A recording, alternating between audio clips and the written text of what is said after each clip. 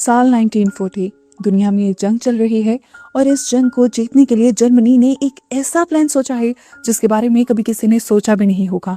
कोई हथियार नहीं, कोई फौज नहीं, सिर्फ कागज के नोट।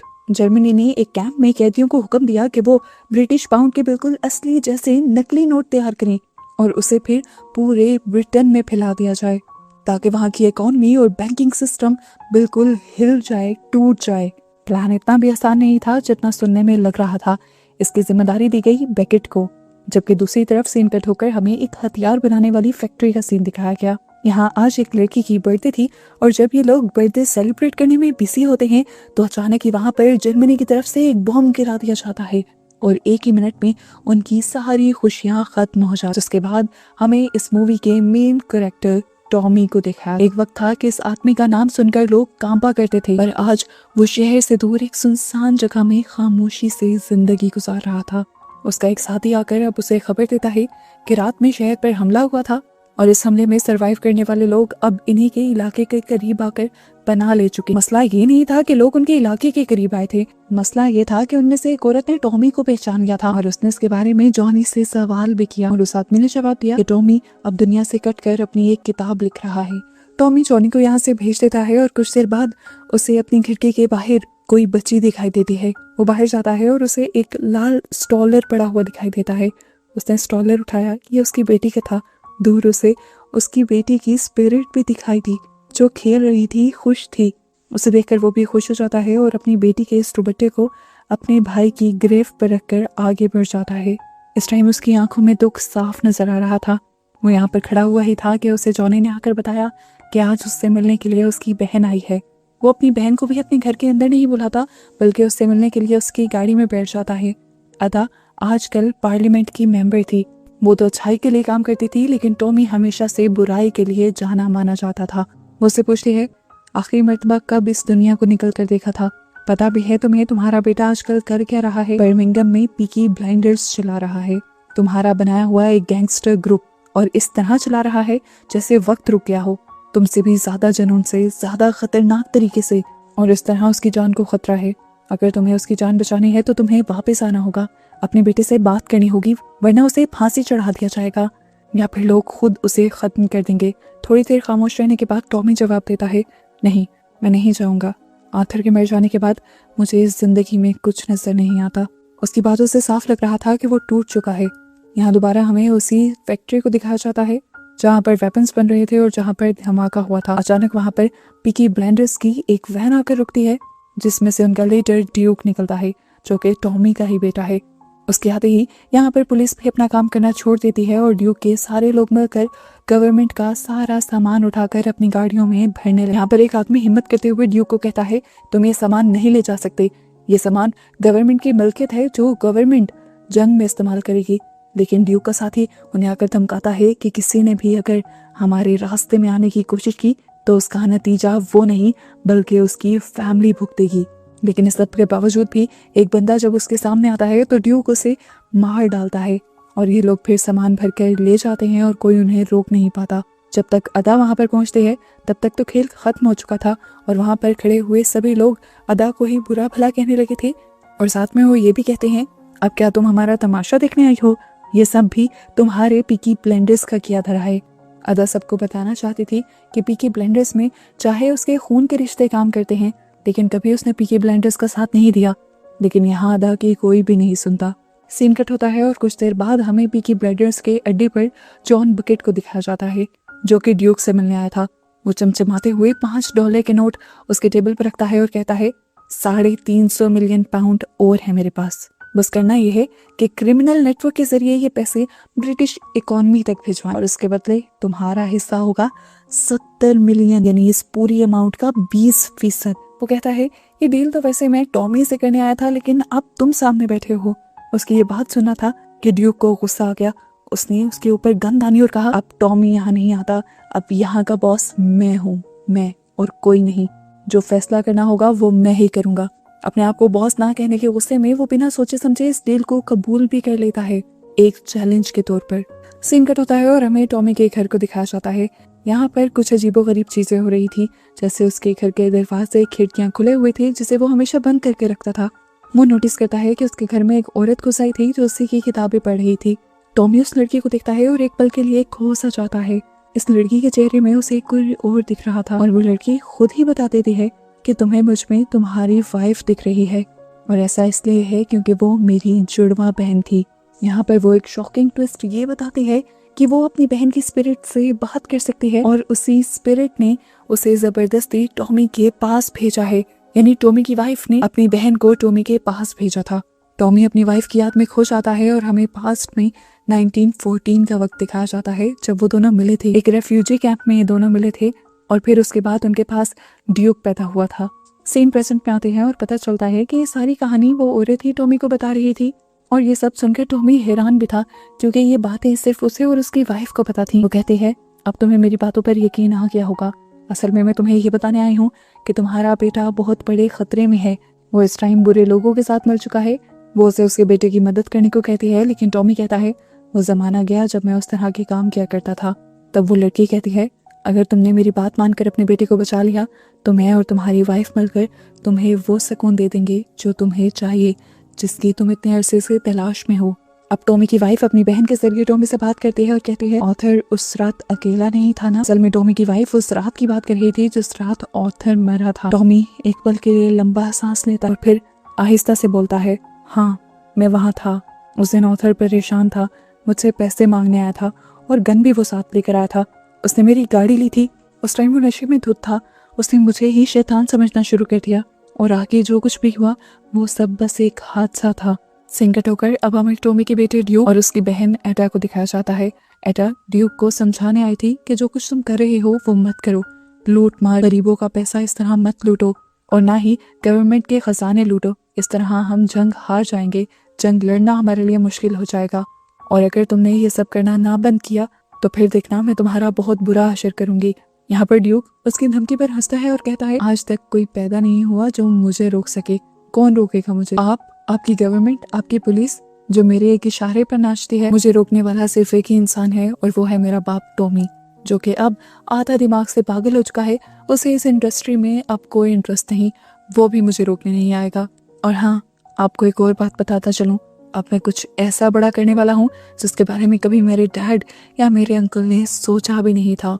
एटा अब इसे छोड़कर उसी के ग्रुप के एक मेंबर चार्ली के पास आते हैं और उससे कहते हैं कि मैं अपने ही भतीजे के खिलाफ खड़े होने का फैसला ले चुका। मैं बहुत सारे सबूत लेकर आर्मी कोर्ट में जाऊंगी और ये साबित करूंगी कि मेरे भतीजे ने लूटमार की है और गवर्नमेंट का सामान चुराया है। इसके लिए मुझे कुछ लोगों की जरूरत है जो कि मेरी बात की गवाही देंगे। मुझे प्लीज इन लोगों के एड्रेस बता दो। चार्ली उस पर्ची को पकड़ता है, उसे देखता है और फेंक देता है। कहता है कि सब कुछ बेकार है, उसे अगर कोई रोक सकता है तो वो उसके डैड हैं, ना कि गवर्नमेंट और मिलिट्री। अब बेटा यहाँ से तंग आकर उन लोगों के पास जाती है जिनका घर जर्मन बॉम्ब्स में तबाह हो गया था और वो रेफ्यूजी कैंप में रह रहे थे। वो उन लोगों से कहती है मैं जानती हूँ कि आप लोगों में बहुत से लोग ऐसे हैं जो इस बात के गवाह हैं कि बर्मिंघम फैक्ट्री में ड्यूक ने लूटमार की है और मैं चाहती हूँ कि आप लोग उसके खिलाफ गवाही दें। लेकिन यहाँ उसकी बात मानने को कोई भी तैयार नहीं होता।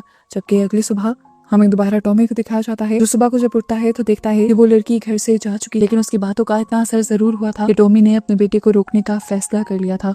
वो उठते ही अपनी बेटी का स्कार्फ उठाता है जो आज उसके बेडरूम में आ गया था और ये उस लड़की ने ही लाकर रखा होगा। वो स्कार्फ को जाकर अपने भाई की ग्रेव पर रखता है और तैयार हो जाता है।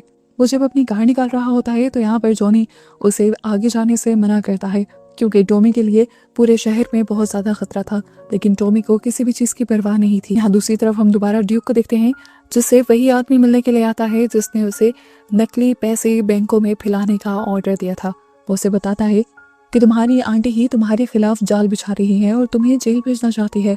अगर इस तरह हुआ तो मेरा भी काम पूरा नहीं होगा। तुम इस सब चीजों को कैसे संभालोगे? मुझे अब टेंशन। तुम्हें अपना हिस्सा यानी 7 करोड़ चाहिए भी या नहीं? ये बातें सुनकर ड्यूक को जैसे जोश आ गया था।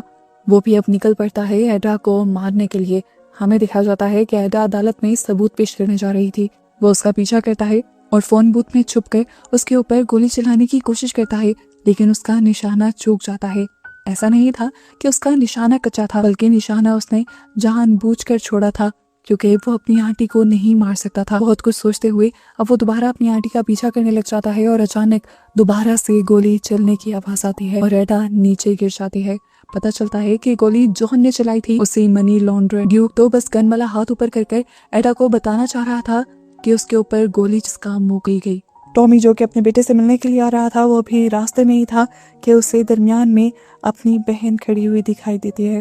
वो जानता था कि ये उसकी बहन की स्पिरिट है और ऐसे वो समझ गया कि उसकी बहन भी मारी जा चुकी है। असल में टॉमी के पास साइड आई थी, जिसकी वजह से वो मरे हुए लोगों को भी देख पाता था। अपनी बहन को मरा हुआ देखकर वो भी टूट जाता है। बिना वक्त ज़ाया किए अब टॉमी अपने बेटे को ढूंढने के लिए एक जगह पर आ जाता है। ये वही जगह थी जहाँ पर उसके बेटे और उसके लोग काम किया करते थे, पर यहाँ पर जब उसे उसका बेटा नहीं मिलता तो वो एक बहान में जाता है। वहाँ जाकर वो सब लोगों से ड्यूक के बारे में पूछता है, पर कोई उसकी बात पर ज्यादा ध्यान नहीं देता, तो वो यहाँ का म्यूजिक बंद कर देता है और अब सबसे पूछता है, बताओ ड्यूक कहाँ है। उसे देखकर काफी सारे लोग तो कांपने लग जाते हैं, क्योंकि वो पहले से ही टॉमी के बारे में जानते थे, पर एक लड़का वो नहीं जानता था टॉमी को। वो अपनी जवानी दिखाते हुए टॉमी के सामने आ जाता है और कहता है, म्यूजिक दोबारा प्ले करो, और ये जो अभी तुमने म्यूजिक बंद किया है ना, इसकी वजह से अब तुम्हें सजा के तौर पर मेरे साथ डांस करना पड़ेगा। उसकी ये बात का सुनना था कि सारे लोग जो टॉमी को जानते थे वो और भी अपनी जान बचाने के लिए छुपने लग जाते हैं, और वो लड़का उल्टा टॉमी के ऊपर ही गन तान देता है। टॉमी अब अपनी पॉकेट में से एक ग्रेनेड निकालता है और उसकी पिन निकालते हुए उस लड़के की पॉकेट में डाल देता है। ये देखकर तो लड़के के भी तोते उड़ जाते हैं और वो पैनिक होकर होटल से बाहर भाग जाता है। अपने अंदर से वो बॉम्ब निकाल नहीं पाता और 3 से 4 सेकंड बाद वो बॉम्ब ब्लास्ट हो जाता है और वो आदमी मारा जाता है। खैर यहाँ से अब उसे ड्यूक का पता चल जाता है और वो ड्यूक तक पहुंचता है। ड्यूक के पास जाते ही उसने उसे मारना शुरू कर दिया था, क्योंकि ड्यूक ने सारी हदें पार कर दी थी। टॉमी को लग रहा था कि अदा को ड्यूक ने मारा, पर यहाँ ड्यूक उसे कहता है, मैंने उन्हें नहीं मारा, मैं तो उन्हें बचाना चाह रहा था, हाँ, लेकिन बाकी जो काम किए हैं वो मैंने किए हैं। टॉमी उन सारी चीजों के लिए उसे दोबारा मारता है और कहता है कि तुम्हें वो सब नहीं करना चाहिए था। तो उसका बेटा कहता है, फिर मुझे करना क्या चाहिए था? आपने मुझे सिखाया ही क्या है? यही सब तो सिखाया है जो मैंने किया है। आपने मुझे ये विरासत में दिया है, मैं ये भी ना करूं? टॉमी उसे और मारता है और पूछता है, बताओ एदा का कातिल कौन है? वो बता देता है कि वो एक जर्मन आदमी है जिसने मुझे एक काम भी दिया था। वो उसे सारी प्लान की डिटेल्स बता देता है और उसके बाद टॉमी यहाँ से निकल जाता है हॉस्पिटल के लिए। वो जानता था कि इस टाइम उसकी बहन की लाश हॉस्पिटल में हो और वो आखिरी बार अपनी बहन से मिलना चाहता था, उसे देखना चाहता था। इस टाइम जॉनी भी उसके साथ हॉस्पिटल में आया था। वो जॉनी से अपनी गन वापस ले लेता है जो पहले उसने जॉनी को दी थी, क्योंकि उसे डर था कि कहीं वो ड्यूक को मार न दे अपनी बहन को मारने के गुस्से में। इस टाइम गन देते हुए जॉनी उससे पूछता है, आपको यहाँ गन का क्या करना है? तो वो कहता है कि जिसने भी मेरी बहन को मारा है उसका अगला टारगेट मैं हूँ, और वो इंसान ये भी बहुत अच्छी तरह जानता है कि मैं अपनी बहन को देखने यहाँ जरूर आऊंगा, इसलिए वो भी यहाँ आएगा, और जब वो यहाँ आएगा तब मैं उससे मार दूंगा। अब वो एडा के पास जाता है और उसे देखकर अपने ऊपर काबू पाने की कोशिश करता है। वो इस टाइम बहुत ज्यादा इमोशनल हो रहा था। आज पहली मर्तबा वो एडा के सामने अपना सबसे बड़ा गुनाह कन्फेस करता है, जिसकी वजह से उसने दुनिया को छोड़ दिया था। और वो गुनाह ये था कि उसने अपने ही भाई आर्थर का मर्डर किया था। उस वक्त जब आर्थर उसके पास आया था मदद लेने के लिए, वो बेशक नशे में था, लेकिन फिर भी वो टॉमी से ज्यादा ताकतवर था। गैंगस्टर दोनों ही थे, लेकिन हमेशा अथॉरिटी आर्थर की चलती थी, इसलिए टॉमी को ये सब पसंद नहीं था, इसीलिए उसने भाई को अपने मार दिया था। इन सारी बातों को सोचते हुए वो बहुत ही ज्यादा इमोशनल हो गया था। इसी सब के दौरान उसे बाहर से किसी के चलने की आवाज आती है और वो समझ जाता है कि ये उसी का दुश्मन जॉन है। वो भी अपनी गन लेकर बाहर आ जाता है और दोनों एक दूसरे को मारने के लिए एक दूसरे पर शूट करते हैं, लेकिन दोनों ही एक दूसरे की गोलियों से बच जाते हैं और कवर ले लेते हैं। जॉन टॉमी से कहता है, देखो मेरे पास बहुत पैसा है, मैं तुम्हें बहुत सारा पैसा दे दूंगा, सबके पास पैसा होगा, सब अयाशी की जिंदगी जिएंगे, मुझे ये लड़ाई और जंग नहीं करनी। पर टॉमी को उसकी किसी बात पे ना तो यकीन था, ना ही उसे कोई बात सुननी थी। टॉमी के लिए वो बस उसकी बहन का कातिल था और टॉमी को उसे मारना था। टॉमी उसे मारने के लिए दोबारा जब उठकर गोली चलाता है तो वो आदमी यहाँ पर घोड़ों के ओट में छुपकर भागने में कामयाब हो जाता है, और इस चीज से टॉमी को गुस्सा आता है। पर वो अपना गुस्सा पीकर एक घोड़ा लेकर यहाँ से निकल जाता है। काफी अरसे बाद वो शहर में निकला था। शहर के लोग उसका इस्तकबाल करने लगे थे जैसे वो कोई सेलिब्रिटी हो। वो अब ड्यूक के अड्डे पर आ गया था, जहाँ हम ड्यूक को उसकी आंटी से बात करते हुए देखते हैं। वो ड्यूक को समझाती हैं, देखो मैंने तुम्हारे डैड को समझाया है, वो तुम्हारी मदद करने के लिए आएंगे और इसके बदले में तुम भी उनकी मदद कर। तुम बादशाह बनना चाहते हो और उसे सुकून चाहिए। वो एक गोली ड्यूक को पकड़ाती है और कहती है, तुम इसके जरिए उसे सुकून दे देना और वो तुम्हें बादशाह बना देगा। ये कहकर वो बाहर निकल ही रही होती है कि बाहर उसे टॉमी मिल जाता है। वो टॉमी से कहती है, मैंने तुम्हारे बेटे को समझा दिया है, तुम्हारे मकसद में वो तुम्हारी मदद करेगा और तुम्हारी बहन के कातिलों को भी पकड़ कर मरवाएगा, लेकिन मुझे उम्मीद है कि तुम भी उसके साथ कोऑपरेट करोगे। अगला सीन में हम ड्यूक और टॉमी को एक साथ बैठे हुए और ड्रिंक करते हुए दिखते हैं, जिसके बाद टॉमी यहाँ से निकल जाता है अपनी बहन के फ्यूनरल के लिए। और दूसरी तरफ ड्यूक जॉन को कॉल करके कहता है, तुम्हारी लोकेशन का मेरे डैड को पता चल गया है, वो तुम्हें मारने के लिए निकल रहे हैं, लेकिन अगर तुम चाहो तो मैं तुम्हें बचा सकता हूँ, और इसके लिए ज्यादा मेरी डिमांड है ही नहीं, बस जो तुमने कहा था ना 20% उन पैसों का, 7 करोड़ पाउंड, बस वो मुझे दे दो। अपनी जान बचाने के लिए जॉन ये पैसे भी देने के लिए मान जाता है। यहाँ दिखाया जाता है कि टॉमी अपने एक खास आदमी के साथ मिलकर प्लान बनाना शुरू करता है। प्लान तो उस आदमी ने भी बनाया हुआ था, लेकिन जॉनी कहता है हम इस प्लान पर नहीं चलेंगे, तुम्हारे प्लान के अकॉर्डिंग भी हम कुछ बंदे वहां पर भेजेंगे, पर मैं वहां टनल के रास्ते जाऊंगा और मुझे वहां पर कुछ और बंदे भी चाहिए होंगे जो मेरी मदद करेंगे। दूसरी तरफ दोबारा हम ड्यूक को देखते हैं, जो कि अब जॉन से जाकर मिल चुका था। वो जॉन को बताता है कि मेरे डैड के लोग 3 छोटी छोटी बोट्स पर बैठकर तुम्हें मारने के लिए आएंगे, तुम चाहो तो उनसे पहले बाहर निकलकर उन पर हमला करके जीत सकते हो। ड्यूक की कही हुई बात सच होती नजर भी आ रही थी। सामने से सच में 3 बोट्स आ भी रही थी और जॉन अपने लोगों को अब अलर्ट होने के कह देता है, जबकि दूसरी तरफ हमें दिखाया जाता है कि टॉमी तो उन बोट से नहीं आ रहा था, वो तो अपने आदमियों के जरिए एक टनल का दरवाजा तोड़ने में कामयाब हो जाता है और टनल के जरिए आगे बढ़ता है। दूसरी तरफ हमें दोबारा बोट्स को दिखाया जाता है। बोट्स जॉन के एरिया के करीब पहुंचते ही उस पे से सारे लोग नीचे उतर जाते हैं, लेकिन टॉमी का सबसे अच्छा साथी स्टेक बोट से नहीं उतरता। हालांकि वो जानता है कि किसी भी वक्त जॉन के लोग गोली चलाएंगे और वो मारा जाएगा, पर फिर भी वो वहीं पर टिका रहता है और कुछ छुप कर करता रहता है। असल में वो एक बॉम्ब जलाने की तैयारी कर रहा था। बॉम्ब को वो उसी बोट में छोड़कर खुद पानी के अंदर जंप कर देता है और जैसे ही बोट इनके एरिया के करीब आती है, यहाँ पर एक बहुत बड़ा धमाका हो जाता है और यहाँ जितने भी लोग जॉन के इकट्ठे हुए थे टॉमी के लोगों को मारने के लिए, वो सब के सब मारे जाते हैं। और ये देखकर जॉन को समझ आ जाता है कि ड्यूक ने उसे धोखा दिया था, डबल क्रॉस किया था। वो असल में था तो अपने डैड के साथ, लेकिन उसने यहाँ जॉन को भी यकीन दिलवाया कि वो उसके साथ है, और इस धोखेबाजी के नतीजे में वो उसके ऊपर गन तान देता है। इससे पहले कि वो ड्यूक को मार देता, यहाँ पर एक और जबरदस्त किस्म का धमाका होता है और जॉन गिर जाता है। पता चलता है कि ये धमाका किसी और ने नहीं बल्कि टॉमी ने किया था, और अब टॉमी के साथ उसके सारे आदमी यहाँ पर आ चुके थे। उसके आदमियों के यहाँ आने पर जॉन के भी आदमी अलर्ट हो जाते हैं और इस सब के दरमियान में फाइटिंग शुरू हो जाती है। पर टॉमी के आदमी कुछ ज्यादा ही ट्रेन थे, वो जल्द ही जॉन के आदमियों को मार देते हैं और इस सब के दौरान हम देखते हैं कि टॉमी भी जख्मी हो जाता है। ड्यूक जल्दी से टॉमी के पास जाता है और कहता है आपने यहाँ आने में काफी देर कर दी। खैर, अब वो टॉमी से एक बॉम्ब लेता है और जाकर उन सारे पैसों को जला देता है जिनके जरिए जॉन इस मुल्क को गिराने का प्लान बनाकर आया था। अपने पैसों को जलता देखकर जॉन को समझ आ जाती है कि उसका खेल खत्म हो गया, इसीलिए वो अपनी गाड़ी में बैठकर यहाँ से भागने की कोशिश करता है, लेकिन इससे पहले कि वो निकल पाता उसे सामने दिख जाता है मौत का फरिश्ता, यानी टॉमी, जो कि गन लेकर खड़ा था। वो बड़े आराम से 2 फायर कर उसे मार सकता था, लेकिन उसने इंतजार किया कि पहले जॉन उससे मारे, क्योंकि वो भी ये जिंदगी जीना नहीं चाहता था।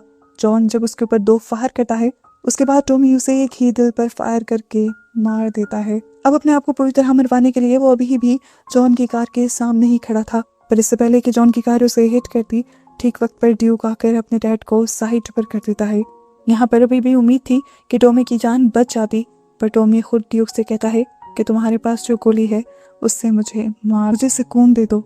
ड्यूक अपने डैड को नहीं मारना चाहता था, पर वो जानता था कि उसके डैड को सुकून ऐसे ही मिलेगा, इसीलिए वो गोली जो उसकी आंटी ने उसे दी थी वो अपनी गन के अंदर डालता है और उससे अपने डैड को शूट करके खत्म कर देता है। टॉमी को अपने आखिरी पलों वो सब याद आता है जो कुछ उसकी जिंदगी में अच्छा हुआ था, उसकी वाइफ, उसकी बेटी, उसकी बहन, और ऐसे ही वो जिंदगी के सारे अच्छे पल को एंजॉय करते हुए मर जाता है। जिसके बाद ड्यूक अपने लोगों से कहता है कि जितने भी पैसे हैं इन सारे पैसों को जला दो, और खुद वो अब अपने डैड का फ्यूनरल करने लग जाता है। और ऐसे ही टॉमी के फ्यूनरल के साथ ये कहानी यहाँ खत्म हो जाती है।